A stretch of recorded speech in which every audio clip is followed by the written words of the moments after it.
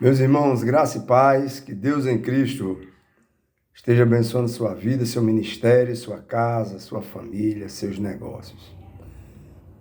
Sou o pastor Vanilson Vieira, da cidade de Parnamirim, no Rio Grande do Norte. E esse é um vídeo que nós estamos numa sequência, né? Uma série que são os 5 tipos de pessoas que encontramos na igreja. Nas igrejas. Isso não importa o território em que você mora, no Brasil, o estado, o continente, em qualquer lugar do mundo, teve igreja, não importa a denominação, vamos encontrar esses 5 tipos de pessoas. Nós falamos no primeiro vídeo sobre os carnais, né? A igreja, a Bíblia fala que a igreja ela vai ter os carnais. E hoje a gente vai falar sobre o fraco e o forte, né?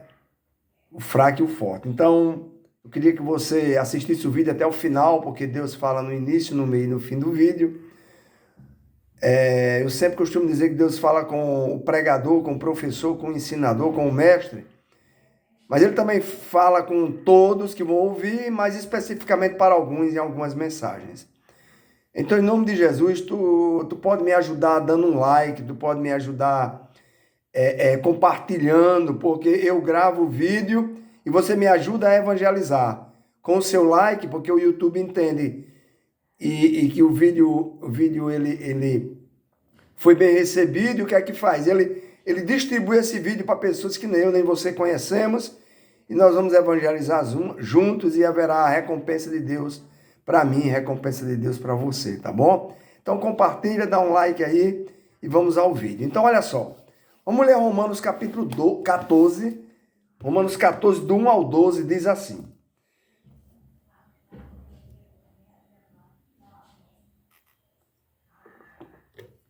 acolhei, lembrando que a gente vai falar hoje sobre os fracos e os fortes. Primeiro sobre os fracos. Então Paulo escrevendo na igreja de Roma, ele diz: acolhei ao que é débil na fé, não porém para discutir opiniões. Presta bem atenção. Um crê que de tudo pode comer, mas o débil, o fraco, só come legumes.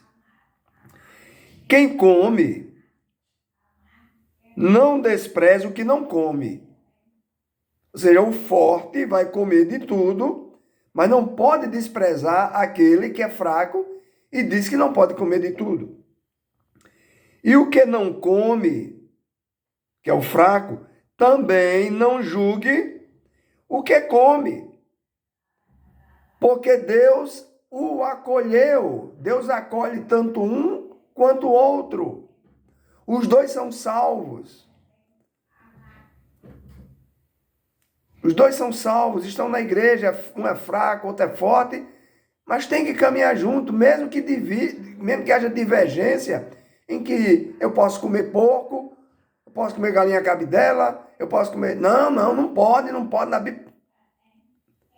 Não é para discutir.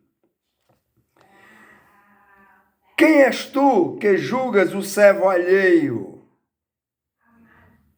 Ele está falando para quem? Para o forte, não pode julgar o fraco que não come. E está falando para o fraco, que não pode julgar o forte que come. Para o seu próprio Senhor está em pé ou cai, mas estará em pé, porque o Senhor é poderoso para o suster.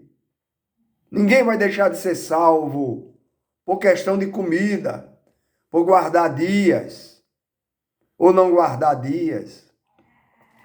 Um faz diferença entre dia e dia, outro julga igual todos os dias. Eu, por exemplo, sou dessa linha. Cada um tem uma opinião bem definida em sua própria mente. Aí onde está o problema. As pessoas não têm uma opinião definida.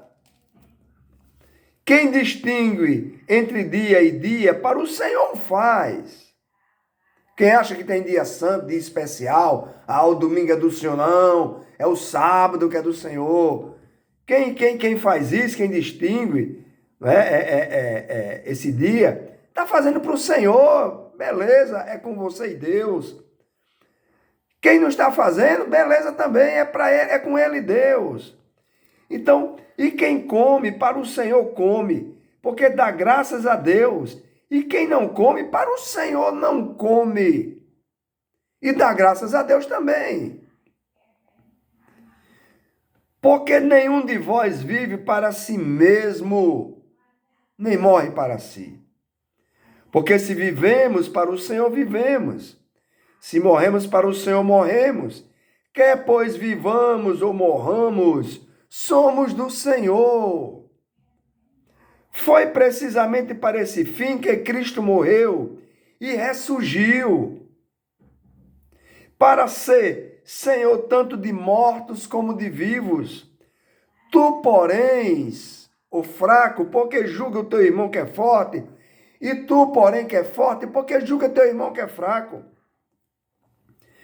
E tu, porque desprezas o teu, pois todos compareceremos perante o tribunal de Cristo. Como está escrito, aí Paulo agora vai citar Isaías 45, verso 23. Por minha vida, diz o Senhor, diante de mim se dobrará todo joelho, e toda língua dará louvores a Deus. Assim, pois, cada um de nós dará conta de si mesmo a Deus.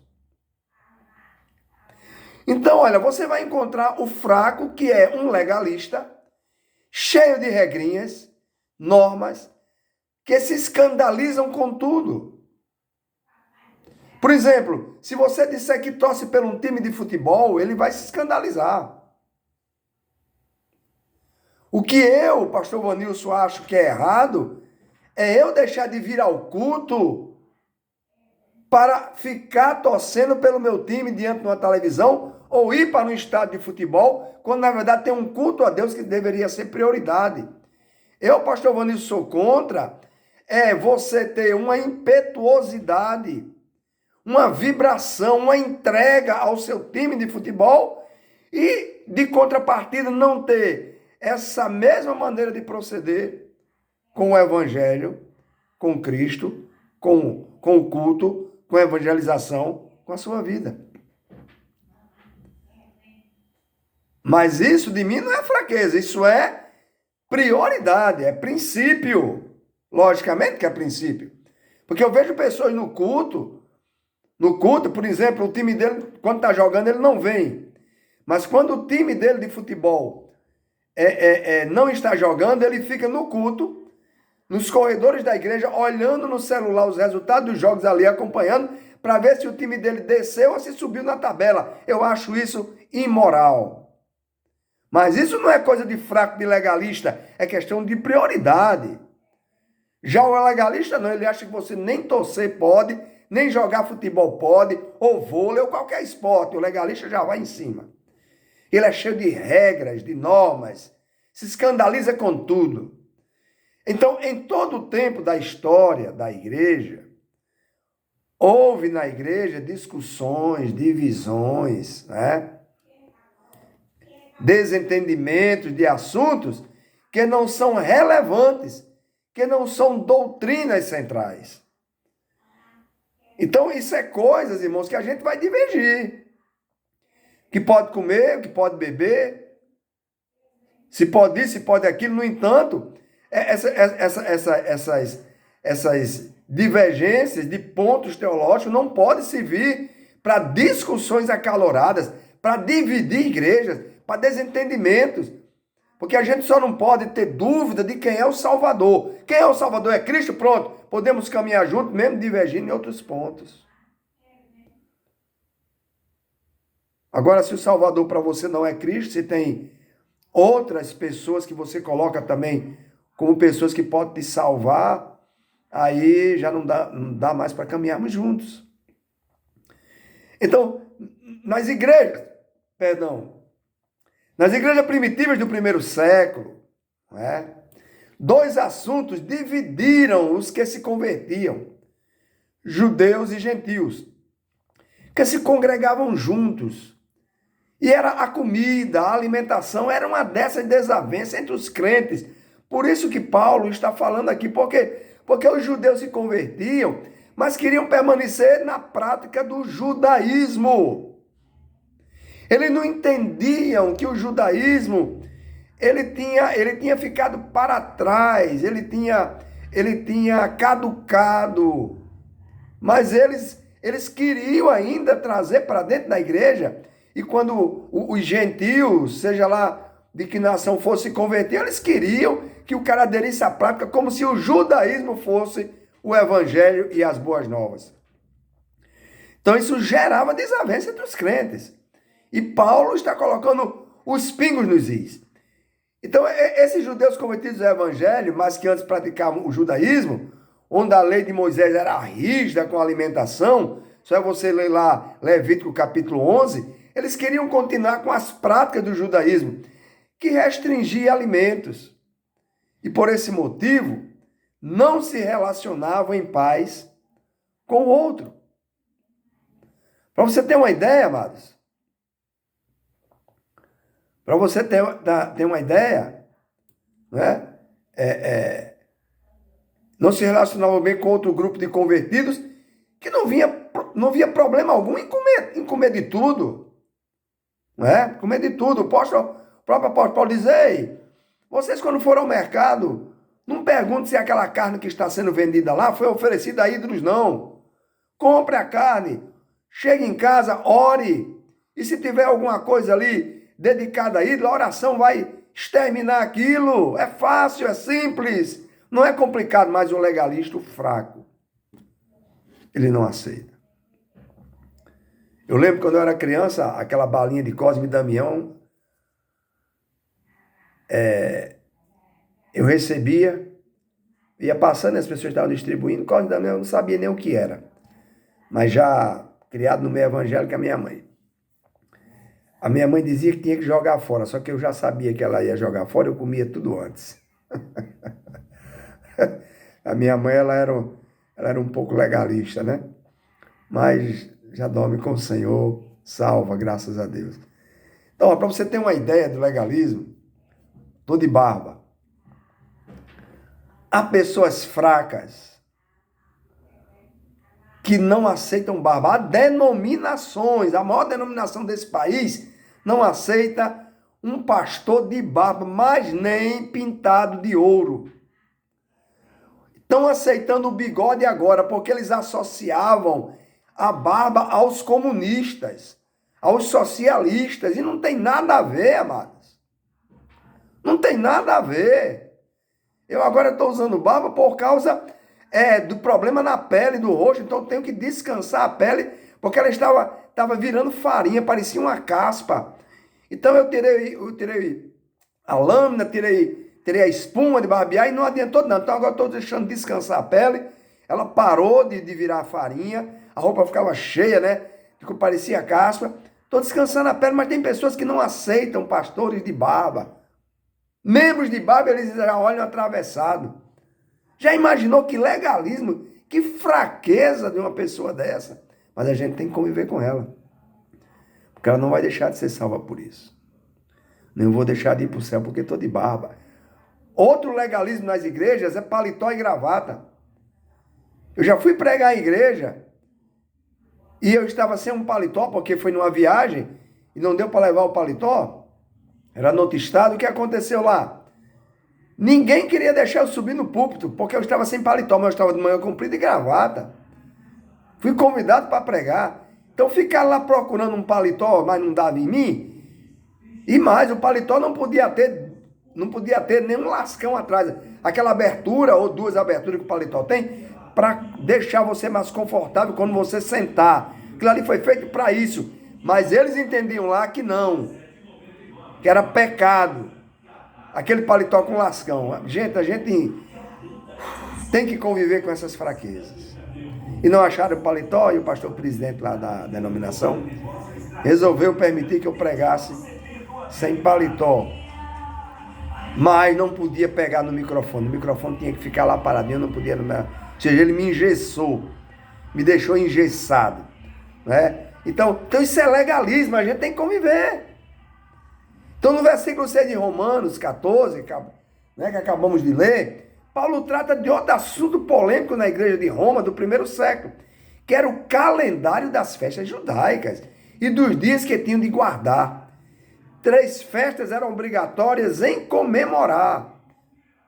Pentecostes, que era agradecido pela colheita, Páscoa, que era a saída da escravidão do Egito, e Tabernáculos, pelos 40 anos vividos no deserto. Guardavam o sábado e a festa da lua nova. Então, os judeus ainda queriam continuar nessa mesma prática. E criavam um problema com aqueles que tinham se convertido e que não eram judeus e que não tinham nada a ver com aquilo, porque essas guardas dessas festas eram da religião judaica, do judaísmo, antes deles virem para Cristo.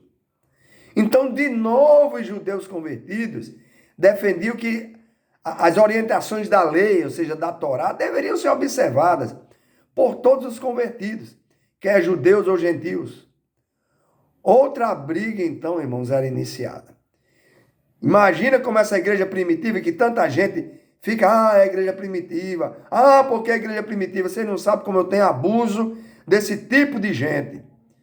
Porque a igreja primitiva tinha problemas piores, talvez, até do que a igreja de hoje.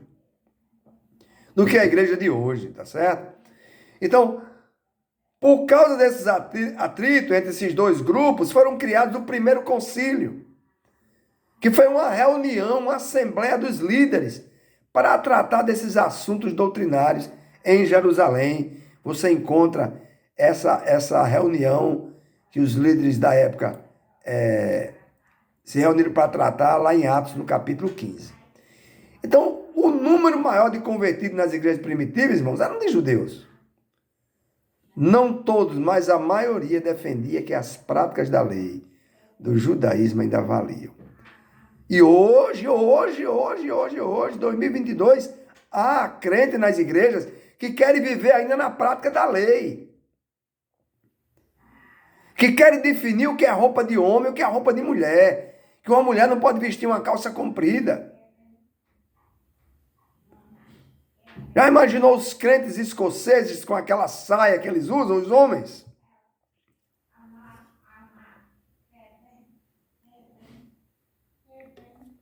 Que a mulher não pode usar um brinco, não é uma Jezabel. Não pode usar um batom, não pode cortar, aparar o seu cabelo. Não, isso é vaidade, caramba. Mas você tem que conviver. E tem igrejas que no dia de culto de doutrina, em vez de estar pregando doutrina, estão pregando usos e costumes como doutrina. Eu fui pastor no interior do estado, aqui no Rio Grande do Norte. Irmãos, eu tenho um problema de assadura, não podia botar, não era um calção não, uma bermuda. Um dia uma irmã chegou na casa pastoral e me viu dentro de casa, eu botava uma bermuda que eu não aguentava, todo assado. Mas quando eu saía da porta para fora, eu não podia me apresentar de bermuda, que era um escândalo. A irmã chegou lá em casa de surpresa, me viu de bermuda, saiu espalhando na cidade que tinha visto o pastor nu. Para você ver a que ponto chega o legalismo do fraco. Então, a igreja primitiva era composta de gentios, de gregos, etc., que não observavam práticas judaicas. E os judeus ficavam escandalizados por eles comerem de tudo e não guardar festa nem dias. Imagine como era a comunhão entre esses irmãos. Aí eu vou discordar aqui dos crentes que defendem que o domingo é do Senhor. Por que o domingo é do Senhor? Porque todos os dias não é do Senhor. Não, o domingo você tem que guardar para o Senhor, caramba. Preste atenção aqui. Eu escolho o meu dia de descanso e de dedicação ao Senhor. É eu. Qualquer dia que eu escolher. Essa rigidez da lei não tem que ser o sábado. Aí vem outro. Não tem que ser o domingo. Nem é o sábado, nem é o domingo. É qualquer dia. É qualquer dia. Tá certo? É qualquer dia. E por causa disso, muitos crentes deixam de cuidar das suas famílias, tendo apenas o domingo de folga durante o dia. Ele já está programado para ir para o culto à noite, mas durante o dia ele tem que se envolver ainda na igreja, no evangelho, não sei o que. E a família abandonada. Por isso que muitas vezes os filhos crescem revoltados com os pais e não querem saber de evangelho. Sabe quem foi que criou o domingo do Senhor? Foi o imperador Constantino, quando a igreja se associou ao império. A igreja e o império eram uma coisa só e Constantino mandava e ditava, e aí ele criou que o domingo deveria ser guardado para o dia religioso, e aí você tem que procurar saber a história. Não porque o domingo é do Senhor, não. O domingo é do Senhor porque o pastor quer que você vá lá, certo? Porque ele botou na cabecinha dele que no domingo ele quer lhe ver. O dia todo, se possível. Se possível, você até convida ele depois, né, da escola dominical para comer na casa dele. Por que não faz a escola dominical na quinta-feira de noite, no culto de doutrina? Porque em vez de levar para o domingo pela manhã, que as pessoas só têm aquele dia para cuidar da sua casa, porque trabalhou a semana inteira, para ter um lazer ali com seus filhos, porque criança e jovem, adolescente precisa disso.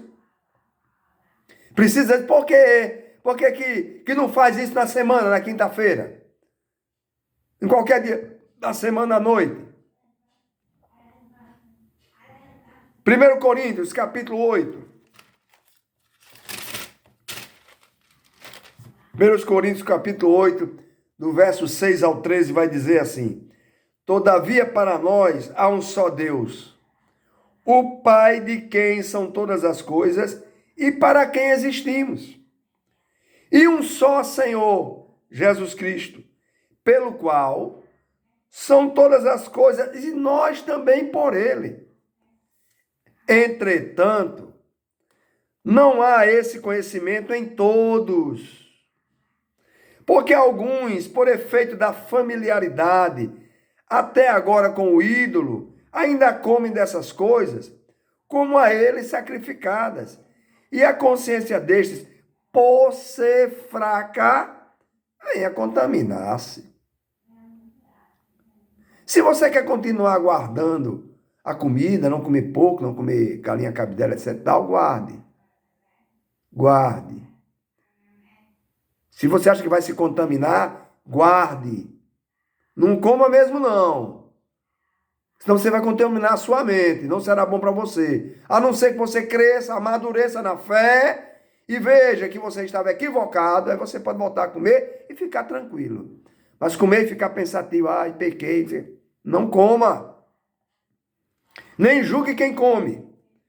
Então não é a comida, diz o verso 8 de 1 Coríntios 8, que nos recomendará a Deus, oh meu, não é a comida. Pois nada perderemos se não comermos, e nada ganharemos se comermos. Empatou. Vede, porém, que esta vossa liberdade de comer ou não comer, não venha de algum modo a ser tropeço para os fracos. Ou seja, eu que sou forte não posso comer o que eu quero na frente de um fraco. Porque eu não posso fazer com que ele tropece no evangelho dizendo, olha só, olha esse irmão comendo aí a carne de porco, comendo a galinha cabidela, e vinha tropeçar. Então o que é que eu vou fazer? Eu vou comer escondido na minha casa. Eu vou comer escondido na minha casa, porque na frente do fraco eu não posso fazer isso, porque se ele vir, se ele souber, ele vai tropeçar na fé. E eu vou ser culpado disso, hein? Presta atenção. O 10. Porque se alguém te vir a ti, que és dotado de saber a mesa em templo de ídolo, não será a consciência do que é fraco induzida a participar de comida sacrificada aí lá? Se ele pode comer comida sacrificada, então posso. Não estou falando aqui que eu vá me sentar numa mesa onde haverá comida que foi oferecida a ídolo. Essa comida aqui é para José, é para Paulo, é para Maria, é para Confúcio, é para Maomé, é para Buda. Estou fora. Estou fora. Mesmo que eu ore ali pela hora, por quê? Porque se alguém vir, se ele pode, eu também posso. E assim, por causa do teu saber, perece. Olha só. Comigo não vai ter problema nenhum. Eu posso sentar lá, vou orar. Se eu for oferecido a Confúcio, a minha oração vai desfazer aquilo ali. Eu posso comer, encher o bucho. E até fazer bis.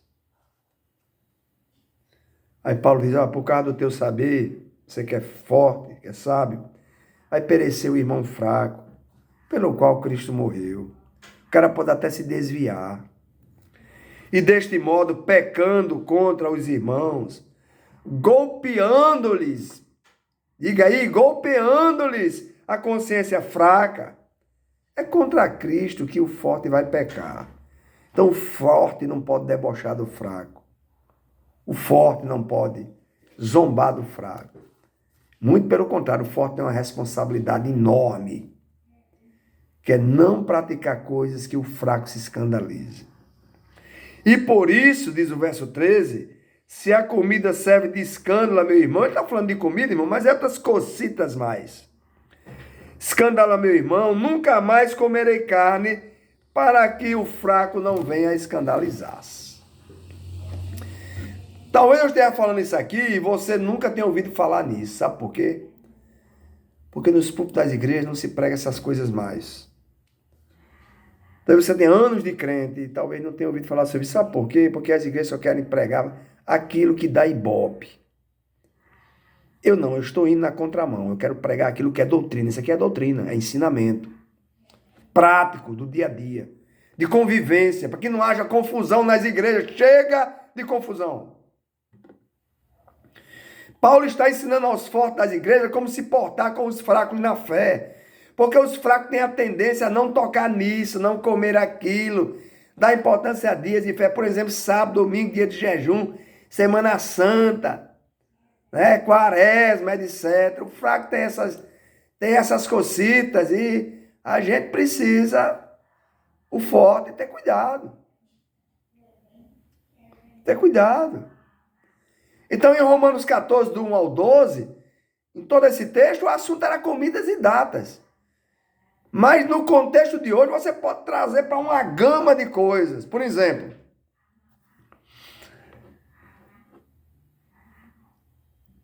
eu um dia estava numa festa de casamento. Era num domingo pela manhã, num local de recepções. E tinha umas irmãs sentadas atrás de mim, pelas vestes dela, pelo modo delas não ter maquiagem, não ter brinco, não ter toda simples. Dá para você notar de que denominação elas eram.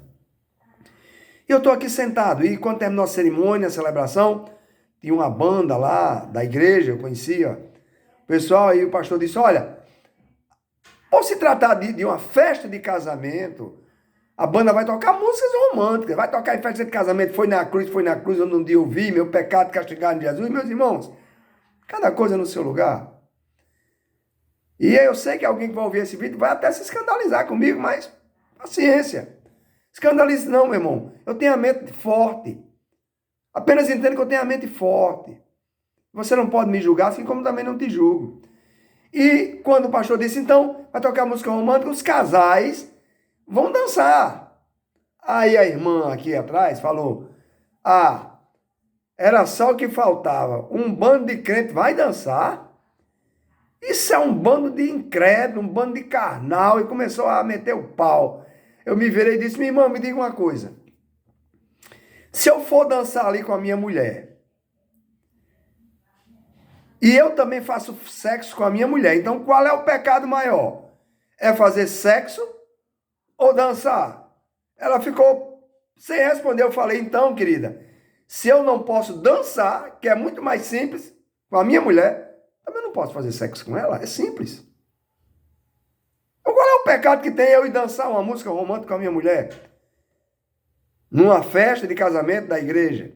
Eu não estou dizendo eu sair o final de semana para ir para um bar, para ir para uma festa de uma banda que tá na minha cidade, num ginásio, vai todo mundo lá e... Não estou falando disso. Mas eu na minha casa, reunir casais, ir lá num jantar, a gente, olha, uma música romântica para ainda, será que eu não posso? Só casais, cada um com a sua esposa? Aí eu posso fazer sexo com a minha mulher, então o sexo também está proibido, porque entre um e outro, fazendo comparação. Pensa um pouquinho. Pensa um pouquinho. Então, algumas pessoas vão pensar que certos dias são mais importantes do que outros, enquanto outras pessoas pensam que todos os dias são iguais. Colossenses 3, verso 23, diz uma coisa.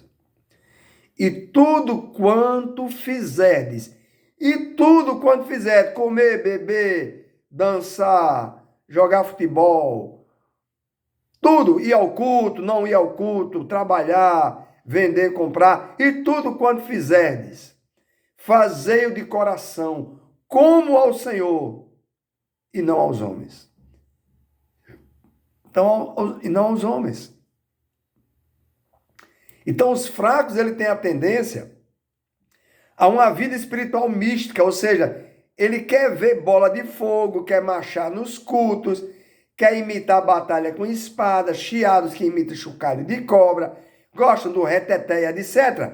Gosta do movimento emocional, do ver para crer. Não tiver movimento, ele pira. Então, não é? Que não é o mover do espírito, esse movimento emocional não é mover do espírito, falam mal do culto dos presbiterianos, dos batistas, etc. Chamam de solveterianos, são gelados e por aí vai. Porque eles acham que culto é só aquele culto em que tem todo aquele barulho, todo tudo aquilo que eu falei nessa listinha atrás aí, isso é que é o culto. Então, a Bíblia dá uma recomendação para a liturgia do culto, né? Liturgia do culto. E Paulo diz que, lá em 1 Coríntios 14, 10, tudo deve ser feito com decência e com ordem. Então, se a nossa consciência não estiver bem instruída, nós vamos condenar o certo e aprovar o errado. Então, Paulo recomenda respeito mútuo de ambas as partes. Os fortes na fé não devem colocar pedra de tropeço aos fracos. Nós lemos em 1 Coríntios 8, do 8 ao 13. E lá em 1 Coríntios 14, em Romanos capítulo 14, que eu quero ler com você, Romanos 14, do 17 ao 23, tenham paciência aí, irmãos, o vídeo vai ficar um pouco longo, mas é porque o assunto tem que ser bem esmiuçado. Então, Romanos 14, do 17 ao 23, vai dizer assim, olha, porque o reino de Deus não é comida nem bebida, mas justiça e paz e alegria no Espírito Santo. Aquele que desse modo serve a Cristo é agradável a Deus e aprovado pelos homens. Assim, pois, seguimos as coisas da paz e também as da edificação de uns para com os outros. Não destruas a obra de Deus por causa da comida. Todas as coisas, na verdade, são limpas, mas é mal para o homem comer com escândalo, ou seja, o glutão, que vive para comer, o salário dele é só para comprar comida. É bom não comer carne, nem beber vinho, nem fazer qualquer outra coisa com que teu irmão venha tropeçar, ou se defender, ou se enfraquecer. Ou seja, se você gosta de tomar vinho, não vinho para embriaguez. A mesma coisa que a comida não é pecado, mas a glutonaria é. Beber um pouco de vinho também não é pecado. O pecado é a embriaguez. E quem tem problema com química, quem é dependente químico, alcoólico, não pode nem chegar perto. Então Paulo vai dizer, é bom não comer carne, nem beber vinho. Nem comer nem qualquer outra coisa, fazer qualquer outra coisa que teu irmão venha tropeçar, ou se ofender, ou ficar fraco. A fé que tens, Paulo está dizendo, tenha para ti mesmo perante Deus. Se você acha que pode comer, que todos os dias são iguais, que pode tomar o seu vinho, faça, porque essa fé é para você. Não faça na frente do outro que escandaliza. Bem-aventurado, presta atenção isso aqui, isso é importantíssimo. Paulo está falando, olha só, está no contexto. Não vamos desvirtuar o versículo.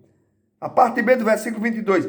Bem-aventurado é aquele que não se condena naquilo que aprova. Você aprova comer de tudo, que todos os dias são iguais, pode tomar o seu vinho, você é bem-aventurado. Porque você não se condena, você aprova, tem consciência tranquila, forte, para com Deus, faça, mas não pode fazer na frente do fraco. O 23, importantíssimo. Mas aquele que tem dúvidas, é condenado se comer, se beber, se não guardar aquele dia. Porque o que faz, aquele que tem dúvida, o que ele faz, não provém da fé. Está ouvindo? E tudo que não provém da fé é pecado.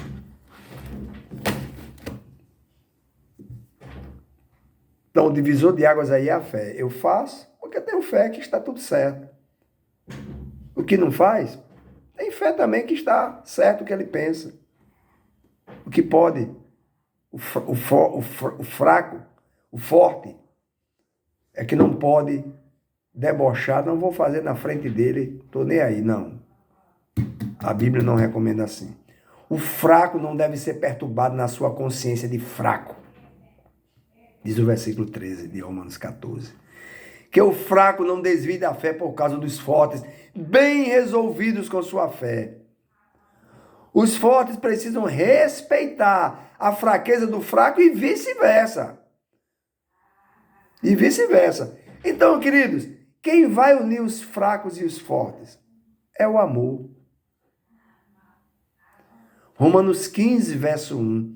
Ora, nós que somos fortes, devemos suportar as debilidades dos fracos. Ou seja, o forte tem mais peso para carregar.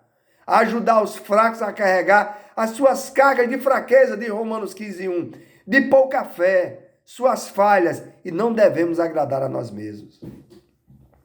Evite fazer coisas que vão escandalizar os fracos na frente dele.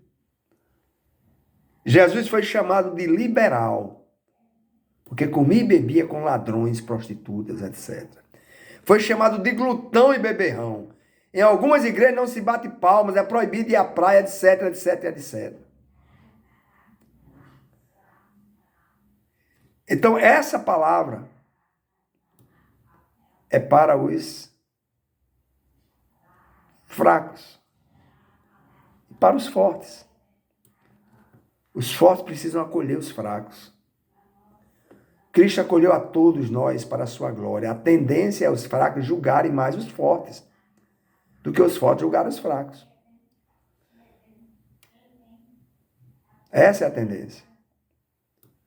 Então, os fortes precisam se desdobrar para andar junto com os fracos. Em Romanos 14, do 15 ao 23, a gente encontra os crentes bem resolvidos com a sua fé. Então, amado, quando tomamos decisões, somos conduzidos, contagiados a decidirmos por as experiências da nossa vida, inclusive nosso passado. Quem era alcoólatra precisa saber que não pode chegar perto de álcool. Quem não pode comer mais feijoada precisa entender que os outros que podem vão comer feijoada, mas você não pode. Então, a nossa educação familiar e o nosso grau de estudo também vai influenciar nas nossas decisões.